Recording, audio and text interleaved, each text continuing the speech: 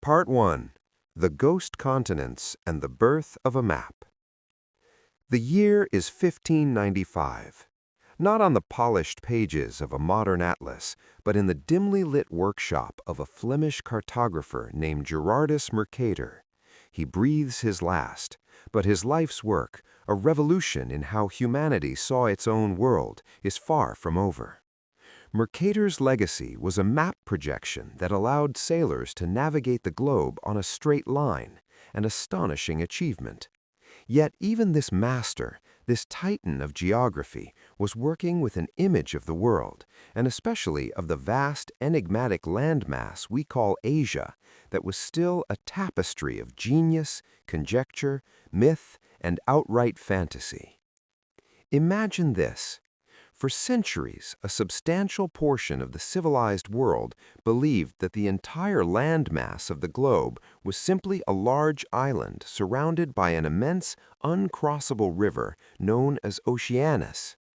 Even as late as the 2nd century A.D., the greatest geographer of antiquity, Claudius Ptolemy, composed his monumental Geographia.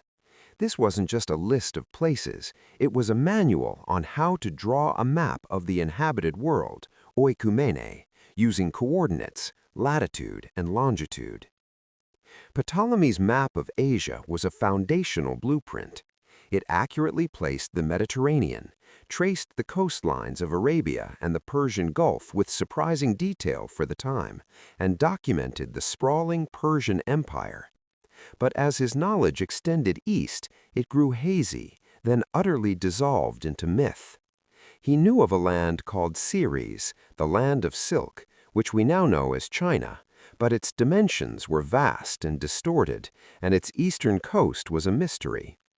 To the south, he postulated a massive unknown landmass, terra incognita, that connected the southern tip of Africa to the far east of Asia, essentially turning the Indian Ocean into an enormous lake. This was a geographical blunder that would persist on maps for over 1,000 years, a ghost continent born of educated guesswork.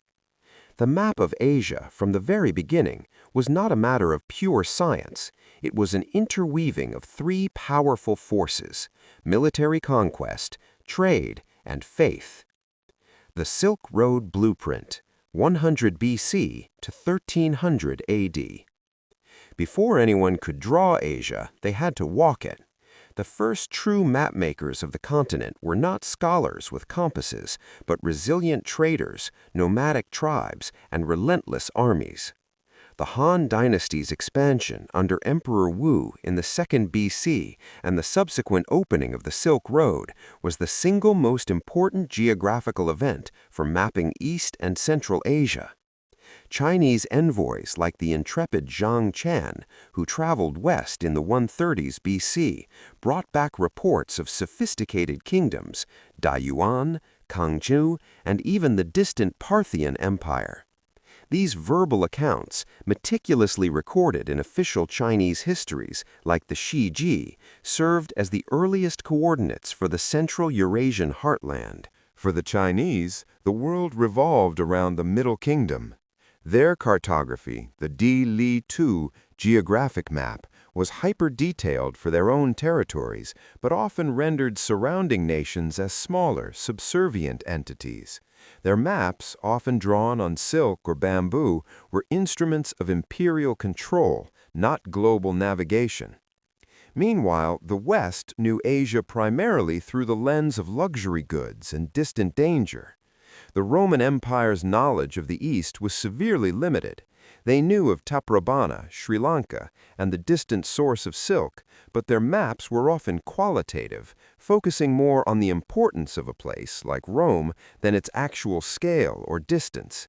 Then came the golden age of Islamic cartography, 8th to 13th centuries A.D. The caliphates spanned a vast territory, linking the Mediterranean to India. Unlike their European counterparts, Islamic scholars embraced, translated, and built upon the works of Ptolemy. Figures like Muhammad al-Idrisi, 12th century, were commissioned by rulers, specifically King Roger II of Sicily, to create an accurate world map. Al-Idrisi's Tabula Rogeriana, 1154 AD, was a monumental leap.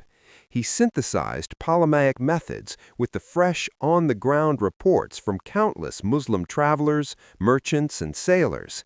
His map of Asia was significantly more accurate than anything produced in Europe at the time.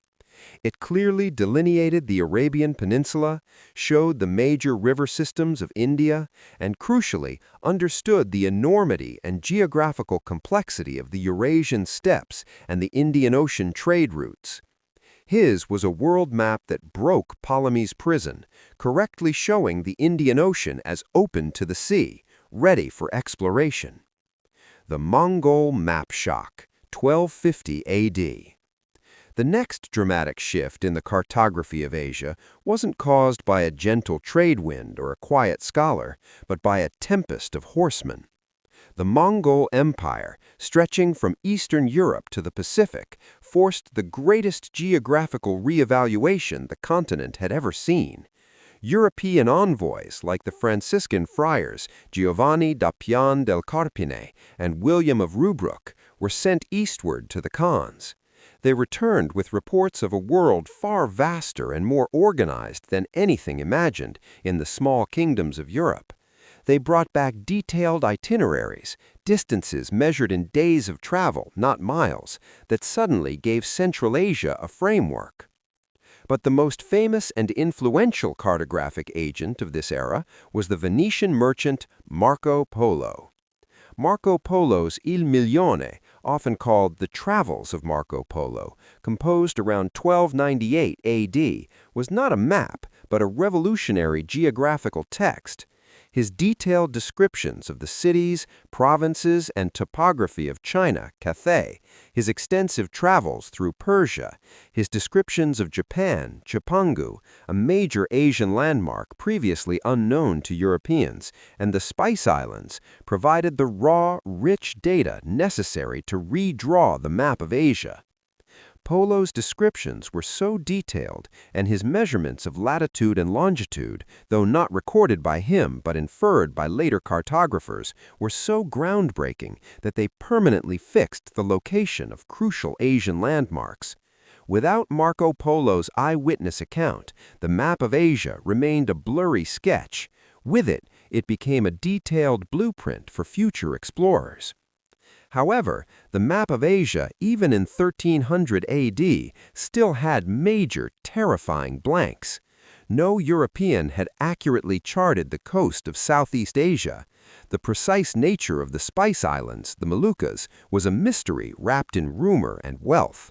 And most importantly, the entire northeastern extent of Asia, where it met the vast unknown seas, was pure invention. Cartographers simply drew a speculative coastline that ran north, then east, until it merged with the limits of the known world, a place of dragons, mythical races, and endless freezing fog. The stage was set. The inland map of Asia, from the Mediterranean to Beijing, was now tentatively drawn by the Silk Road and the Mongol conquests. But the coastal map, the map that truly mattered for global commerce and exploration, remained a phantom. To solve this final monumental puzzle, the world needed a new breed of explorer, a new technology, and a driving force greater than silk or scholarship, the insatiable hunger for spices. The historical narrative will continue in Part 2 with the Age of Exploration, the Portuguese and Spanish mapping of the coasts, the correction of Ptolemy's errors, and the final establishment of modern Asian coastlines.